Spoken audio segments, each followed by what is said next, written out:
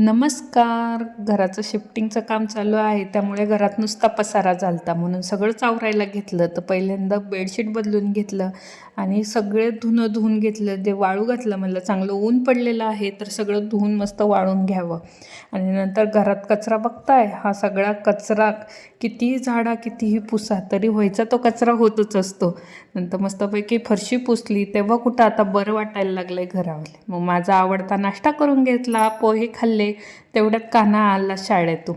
तर शाळेतून येताना भरपूर चॉकलेट्स घेऊन आला. तो आला की त्याचं आवरून दिलं, त्याला आंघोळ घातली, त्याचे कपडे वगैरे बदलले आणि त्याला झोपवलं. तर खूप वडापाव खायची क्रेविंग झाली होती, म्हणून यांना म्हणलं वडापाव आणून द्या. ते त्यांनी आणून दिलं.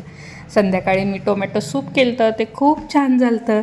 आणि हे बघा, मुलगी नसली म्हणून काय झालं, ह्यो पण मला तेवढीच मदत करतो कामात. आणि असं आम्ही 11:30 वाजता आमचा दिवस संपवला. बाय.